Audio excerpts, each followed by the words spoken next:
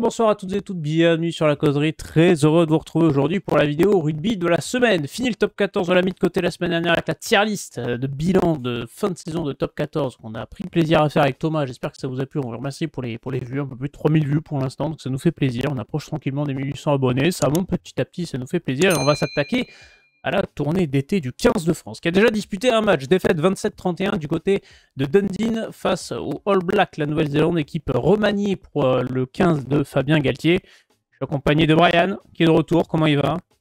Toujours à Madère, et il est tout, tout bronzé. Exactement. Non, mais c'est cool, on a l'impression de... Peu importe le mois de l'année, on a toujours du rugby en ce moment. Bon, les joueurs vont sûrement commencer à tirer la langue, mais nous, on est contents. Voilà, il faut juste se lever un peu le matin, ça c'est un peu... Bon, ça c'est autre chose. Mais sinon, en tout cas, on voit du beau rugby hein, cet été. Exactement, on voit du beau rugby. Ça nous habitue à la prochaine Coupe du Monde, on va falloir se mettre au... Donc, ça c'est sûr, ça va être autre chose. C'est ça, c'est un avant-coup. Lionel aussi qui est de retour dans la voiture. Mais qui a trouvé du à côté de Rocamadour. Au côté de Rocamadour, c'est pas Madère, je suis pas bronzé, mais on a du réseau et on est prêt à discuter rugby. Exactement, mais c'est joli aussi Rocamadour, s'y plaît bien. Et on salue les habitants de Rocamadour, il y en a qui nous regardent, n'hésitez pas à nous l'indiquer en commentaire. Vous pouvez retrouver un podcast sur Spotify, vous avez le lien dans la description, vous avez toutes les infos pour nous retrouver sur les autres réseaux en bas à gauche. Et un jour on reviendra sur Twitch, peut-être après l'été. Là, on essaye de faire des petits sujets à droite à gauche pendant l'été pour vous dispatcher des petites vidéos rugby et des vidéos, des petits sujets top 14 qui vont tomber au fur et à mesure de la saison sur les potentialités de la saison prochaine. En attendant, attaquons cette tournée d'été avec le 15 de France. Donc, on va revenir sur le premier match du côté du Fort Sydbar Stadium en Nouvelle-Zélande, défaite 31-27, et on va se projeter sur les deux autres qui vont arriver avec les petits joueurs à suivre, ce qu'on peut attendre, nos interrogations et l'intérêt de cette tournée d'été aussi pour les Bleus. Je vais lancer Lionel déjà sur un premier retour sur cette première rencontre. Tous les médias néo-zélandais annonçaient une belle branlée. Finalement, l'équipe de France a tenu tête à cette équipe de Nouvelle-Zélande et de fort belle manière. Match incroyable, écoute, franchement, le samedi matin à 9h, on se disait, bon, est-ce que je vais regarder le match entier? Est-ce que je vais réussir à tenir pour pas prendre une bonne branlée? On a commencé à regarder doucement, on a pris le score, on s'est dit, bonne entame. Et puis après, on a dit bonne première mi-temps. Et puis après, on s'est dit, on a failli gagner quand même s'il y a eu évidemment des décisions arbitrales un peu contestables. On a fait une très très belle partie avec une équipe de France qui a du mérite, parce que du coup, très critiqués toute la semaine. Ils sont passés pour des taillots pendant la semaine de préparation et ils ont répondu sur le terrain. Ça leur fait du bien un petit peu à nos amis néo-zélandais de voir que la France, c'est pas uniquement une dizaine de stars et tout le reste. On a un beau top 14 et ils nous ont fait honneur. Bravo à eux. Exactement, le top 14 montre qu'il a de la ressource et le vivier français Brian pour ce 15 de France est quand même très très très riche à beaucoup de postes. Ouais. C'est surtout ça, je pense qu'il faut retenir parce que on râlait tous. En premier, les Néo-Zélandais, les supporters néo-zélandais râlaient de ne pas voir les grandes stars de l'équipe de France. Mais bon, faut rappeler qu'on n'a pas le même calendrier qu'eux non plus. Et nous, forcément, on attendait de voir ce que ça pouvait donner. Hein, on va pas se mentir. Il y a plein de jeunes joueurs que le grand public ne connaissait pas. Et c'est quand même un message fort qu'a envoyé Fabien Galtier, parce que au-delà des critiques de cette équipe, il a quand même montré que face à l'équipe type néo-zélandaise, voilà, il y avait peut-être l'équipe B, voire peut-être même l'équipe C, l'équipe de France C, qui était quand même capable de rivaliser, voire de s'imposer là-bas en Nouvelle-Zélande. Faut pas oublier qu'il y a quelques années, hein, lors des tournées d'été en Nouvelle-Zélande, on prenait beaucoup de points avec notre équipe type. Hein. Donc là, c'est un message fort. Ça veut dire que le travail de l'équipe de France, peu importe les joueurs, que ce soit titulaires, remplaçants ou même les nouveaux joueurs, que ça paye, que c'est tout un écosystème qui paye. Donc ça fait plaisir. Et puis ouais, il y a quand même de sacrés joueurs qui sont en train de sortir du lot, mine de rien. Hein.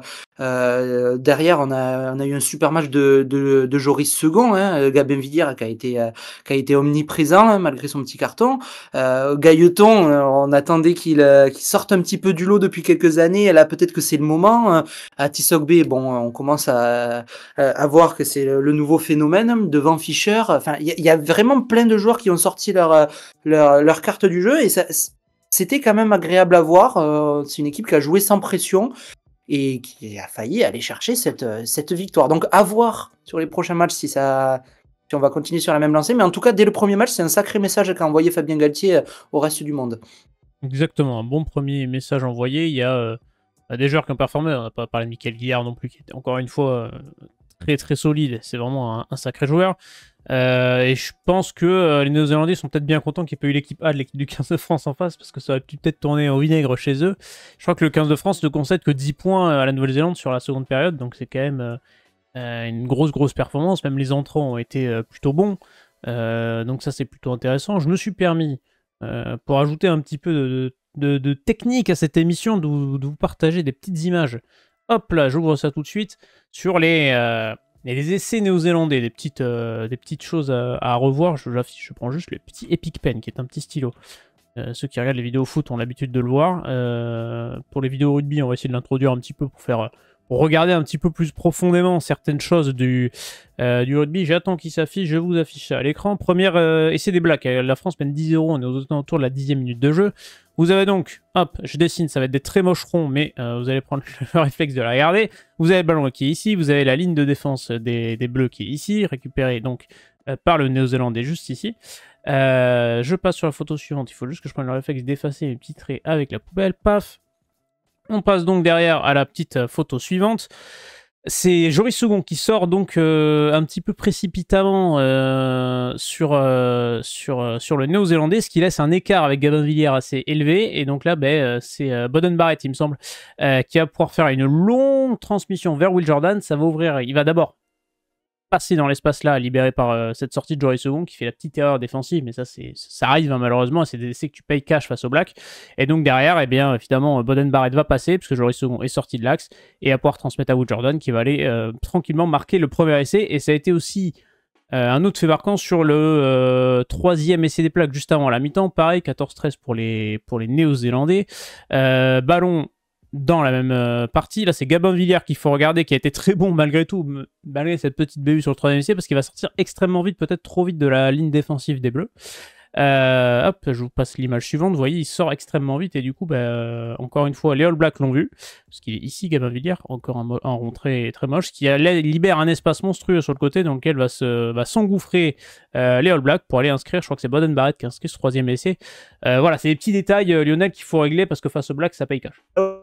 Du coup, c'est très bien de faire une petite, de regarder un petit peu ces essais-là, c'est une petite palette. On peut recevoir. Alors, moi, la question que je veux poser, c'est est-ce que c'est Joris Second qui fait évidemment cette erreur défensive parce qu'il replie à l'intérieur et du coup, il est aspiré, ou est-ce que c'est pas plutôt le défenseur à l'épaule intérieure qui ne parle pas et qui lui dit j'ai, au moins qui lui décale, parce que là, je pense que c'est un problème de communication. Si celui à l'intérieur il lui parle, on défend toute personne qui connaisse le rugby savent qu'on défend épaule intérieure.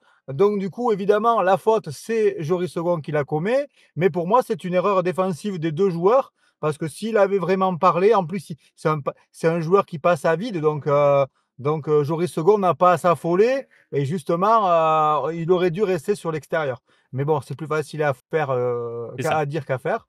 Voilà, et c'est encore plus flagrant sur le deuxième angle, où justement, on voit que la prise de profondeur des attaquants, on dit toujours, on a toujours peur quand on est attaquant au rugby d'être en retard. Et en fait, on voit bien que le retard, là, leur permet de prendre la ligne et de marquer un superbe essai. Mais oui, c'est les erreurs défensives des Français, les anticipations qui ont fait que les All Blacks ont marqué 2 essais. Bravo à eux. C'est exactement. Brian, peut-être sur le deuxième essai, parce qu'on a parlé un petit peu du premier, enfin le troisième essai des Blacks, le deuxième essai qu'on a mis en image avec cette petite erreur de Gabin Villiers, peut-être est peut-être un petit peu fautif, malgré son bon match, ça n'enlève rien au très bon match de Gabin Villiers. Ben moi, je vois pas trop ça comme une erreur parce que c'est qui tout double, c'est-à-dire il a plus vraiment le choix, il y a un 3 contre 1 à jouer, il le sait très bien, il sait que de toute façon s'il tente rien, il y a essayé quand même, hein, parce que tu peux pas défendre tout seul face à 3 Néo-Zélandais. Et là, en fait, vu sa montée défensive, il prend le choix, il prend une décision très rapide, hein, il a pas trop le temps de réfléchir, il décide de monter comme une flèche, de jouer sur sa vitesse. s'il arrive à couper la passe, soit à intercepter le ballon, soit à plaquer le défenseur avant qu'il n'arrive à transmettre, bon, ben, là, c'est une phase défensive gagnante. On peut récupérer le ballon ou au moins se replacer sur la largeur. Alors que s'il avait patienté sur sa ligne, le temps que Théo Atisogbe revienne et fasse un 3 contre 2, ça aurait été beaucoup trop tard et on aurait quand même sûrement pris l'essai. Donc je pense que c'était la bonne solution. Ça aurait pu passer. Voilà, c'était qui tout double. On l'aurait applaudi si c'était C'est ça. passé. Mais là, effectivement, je pense que le surnombre était déjà beaucoup trop élevé à ce niveau de l'action. Il n'y avait plus rien à faire. Et effectivement, c'est ce genre d'action qu'il faut éviter parce qu'une fois que les Blacks jouent avec leurs arrières et jouent à l'aide de l'heure comme ils l'ont fait, ça peut aller très vite. Et quand tu te retrouves sur l'aile tout seul face à 2 ou 3 Néo-Zélandais, tu sais que tu as peu de chances de les arrêter, quoi. Il y a eu des bonnes choses aussi. Évidemment pas pris en screen, parce que s'il faut que je prenne le Pour screen. parler de ça, c'est là Oui. qu'on voit quand même le manque de communication pour les deux actions. Et pour moi, c'est justement, ils n'ont pas forcément l'habitude de jouer ensemble. C'est des essais peut-être que quand l'équipe type joue, ne prennent pas parce qu'ils se parlent, ils ont l'habitude de défendre, d'avoir des automatismes. Et là, on voit bien que c'est une équipe de briques et de broc. Les mecs, ils sont très bons individuellement, mais collectivement, voilà, il manque quand même. Voilà, comment dire, de contact entre eux, quoi. Exactement. Mais offensivement, il y a eu des très bonnes choses aussi faites par les Bleus. C'était pour mettre en exergue un petit peu, faire une petite palette tranquillou. Et peut-être qu'on fera ça pour le deuxième match, en mettant en exergue les essais français s'il y en a, on l'espère. Qu'est-ce qu'on peut attendre de cette deuxième confrontation entre les Blacks et la Nouvelle-Zélande? Deux choses à vous montrer juste avant. C'est tout d'abord Sean Edwards qui explique qu'il attend une meilleure équipe des All Blacks, qu'il attend des All Blacks beaucoup plus rugueux, beaucoup plus forts lors de cette deuxième test match du côté de Wellington. La compo française probable, c'est sorti par l'équipe. Hop, je vous la montre juste ici, avec donc Léo Barré qui retrouverait sa place, Atisogbe qui repasserait sur l'aile, une première ligne, excepté Barlow, qui changerait avec les piliers gauche et piliers droit. On retrouverait les 5 finalistes, notamment Barassi, De Porter au centre, Beauchaton, notamment. La charnière ne changerait pas, le Garec, Joris Second également. Avec un temps à Wellington qui, à ce qui paraît, on s'attend un petit peu à la pluie. Donc on pourra avoir un match sacrément différent, avec aussi, pour finir, Scott Barrett qui déclare forfait pour le reste de la tournée.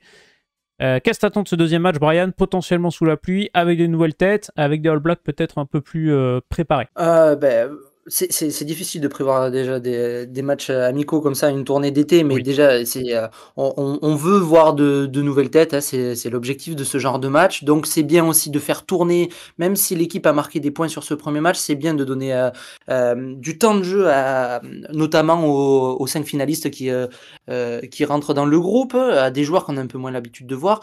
Je pense, le premier auquel je pense, c'est De Porter, voilà, on attend qu'il s'impose au poste de centre depuis pas mal de temps, donc faut aussi lui donner du temps de jeu et c'est peut-être le moment aussi de marquer les esprits. Voilà, il y a quelques changements, donc ça peut être pas mal, voir ce que ça va donner. Après, voilà, bon, depuis que je vois les Blacks jouer, depuis que je suis tout petit, il y a toujours un réveil. Voilà, il y a toujours un réveil. Quand on arrive à les prendre, c'est au bout d'un moment, ils se réveillent. Et c'est ça qui va être intéressant, c'est comment tu abordes un deuxième match avec une équipe si peu expérimentée face à des Blacks qui risquent d'avoir un petit peu un sursaut d'orgueil, se dire bon ben on s'est fait bouger à l'aller chez nous, on a failli perdre. Faut pas du tout que ça se passe comme ça dans le deuxième match. Donc je suis pas sûr que malgré la pluie, ce soit un match fermé. Je pense justement que ça va envoyer du jeu. Après, il faut voir quelle équipe les Blacks vont aligner pour le second match. Est-ce qu'ils vont continuer dans la même lancée ou est-ce qu'ils vont essayer de faire tourner eux aussi? Voilà, mais je pense quand même que sur les 3 matchs, il y a moyen d'aller chercher 2 victoires. Une, je pense que c'est largement à leur portée. Et 2 victoires, ce serait quand même pas mal. Ça permettrait de remporter la tournée forcément. Je suis peut-être un peu optimiste. Mais vu ce qu'ils ont montré sur le premier match, ces Français... on peut être qu'enthousiaste de la suite de cette tournée et moi je suis persuadé que on a parmi ce groupe des joueurs qui vont gagner pas mal de points avant le prochain tournoi destination et pourquoi pas espérer voir de nouveaux joueurs pour le groupe en février. Ça pourrait être une belle surprise. Il y aura la tournée d'automne également aussi, avant ça. Peut-être aussi. Tournée d'automne, c'est vrai. Encore une fois, faire tourner. Lionel, pareil. Qu'est-ce que t'attends de ce 15 probable de l'équipe de France avec des changements un petit peu à toutes les lignes? Est-ce que tu attends une réaction des Blacks aussi? Moi, tu as annoncé tout à l'heure les très bonnes performances. Tu as sorti les tops du match contre les Néo-Zélandais. très justement. Hein. On a sorti Atisogbe, on a sorti Guillard, qui ont fait très très très belles performances, en 8 en plus. On peut aussi parler des postes où on a été un peu plus déficient. Tu vois, moi je trouvais sur le premier match, avant d'attaquer le second, moi j'ai trouvé que les postes de pilier, on voit bien qu'en faisant jouer le 5e ou le 6e pilier gauche et le 4e ou 5e pilier droit, c'est un peu plus faible. On voit bien que Slimani a été en difficulté. Donc voilà, c'est pour ça qu'aujourd'hui, on voit le retour de Colombe et d'Erdocchio, qui pour moi sont un peu pour moi, je les vois un peu meilleurs quand même que les deux qui étaient titulaires la semaine dernière. Voilà, après sur le match, l'autre match, je vois que le 6e ou 7e demi de mêlée, Baptiste Jonot, je l'ai trouvé un petit peu en retrait aussi. Voilà, le jeu au pied a été vraiment un point faible la semaine dernière. Et on aurait pu aller chercher la victoire si on avait eu un jeu au pied, meilleur jeu au pied en seconde mi-temps. On a été très faible sur ce point on a subi, on n'a pas renvoyé les Blacks chez eux et on a subi toute la seconde mi-temps pendant 15-20 minutes. Et c'est pour ça qu'on n'a pas réussi à renverser la vapeur pour moi. Maintenant, pour ce deuxième match, je suis content qu'il y ait Colombe qui revienne. J'attends beaucoup de ce joueur. Vraiment, il a été une grosse déception cette saison en club. Il n'a pas joué du tout. Vraiment, voilà, c'est la recrue phare à droite pour le Stade Toulousain. Hein. Donc, du coup, il va falloir qu'il montre ce potentiel, pourquoi il a été recruté. Donc, on va voir maintenant si au niveau international, il peut s'aligner. Je suis un petit peu comme Brian, par contre, hein, je sens que le réveil va être brutal.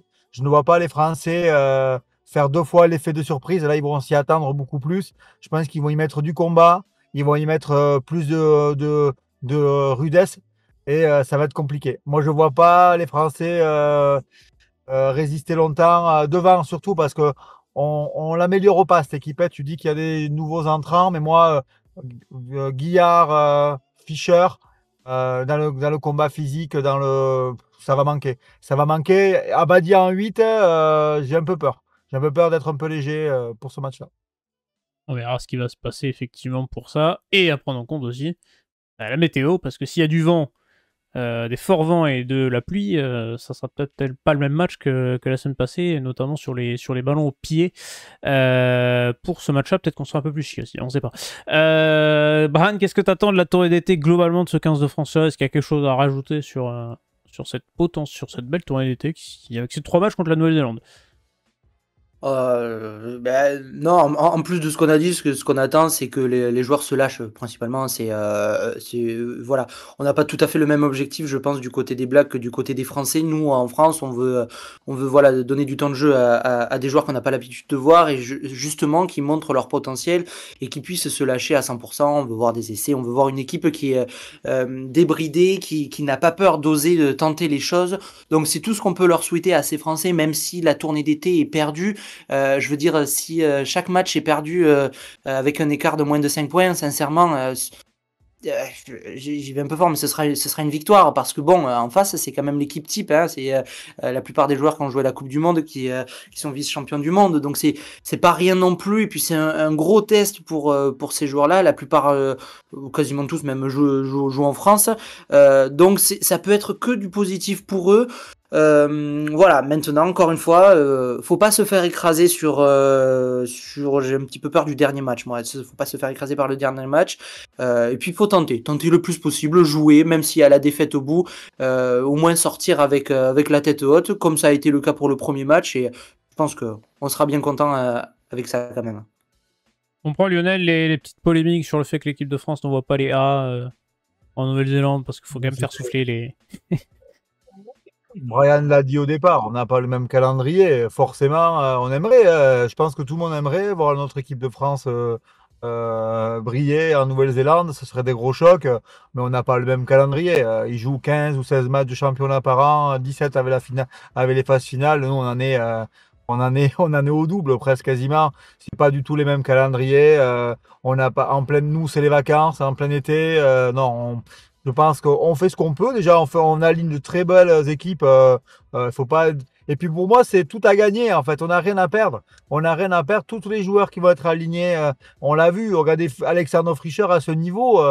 moi je suis content parce que là maintenant, je pense que en novembre, s'il commence un début de saison comme ça, il va pas être loin d'être dans le groupe. Donc voilà, même s'il y a meilleur que lui sensiblement, un gratteur comme ça, un joueur aussi performant, voilà, sur ce match-là, en tout cas, il a montré tout l'étendue et ça, peut-être on avait besoin que ces joueurs-là, comme Atis Ogbe, comme Fischer, comme Guillard. Guillard en 8, franchement, c'est vraiment une solution. C'est pas Briquet de Broc. C'est vraiment pour moi le remplaçant aujourd'hui d'Aldrit. C'est peut-être Guillard, en effet. Et en fait, il peut couvrir sur le 6-2 sur le banc. On peut avoir Flamand Meafou, Guillard sur le banc qui rentre en n'importe quel poste, ça peut être énorme. Donc, ouais, moi je suis content de cette tournée, pas pour forcément le gain de la victoire. Même si on perd, c'est pas grave, on a beaucoup plus à gagner dans le contenu. Exactement, et montrer encore une fois l'étendue du vivier au niveau du rugby français pour se préparer pour ce mondial 2028 en Australie, qui va être plus qu'intéressant. Bah voilà, on a conclu cette vidéo, une petite vingtaine de minutes tranquille pour parler de cette tournée d'été face à la Nouvelle-Zélande, messieurs. Quelque chose à rajouter? Je pense qu'on a tout dit globalement sur cette tournée d'été, on est plutôt pas mal. On a fait le tour. On a fait le tour, et bien on va pouvoir laisser les gens tranquilles, leur souhaiter un très bon week-end de rugby, leur dire que s'ils ont aimé cette vidéo, ils peuvent la liker, s'abonner, donner leurs pronos en commentaire, petits pronos comme ça sur les 2 prochains test matchs des Bleus face aux All Blacks. On reviendra très bientôt pour parler des équipes de top 14, on va peut-être parler un petit peu de Montauban en prévision de la saison prochaine, du Stade français aussi, parce qu'on va être curieux de savoir comment ils vont se relever, ça c'est pour le top 14. Et puis peut-être qu'on fera un bilan à la fin de cette tournée d'été, si on voit que c'est pertinent d'en faire un, n'hésitez pas à partager vos avis en commentaire, nous retrouver sur Spotify si vous préférez nous écouter plutôt que nous voir, et je vais vous souhaiter un très très bon week-end de rugby. Ciao tout le monde!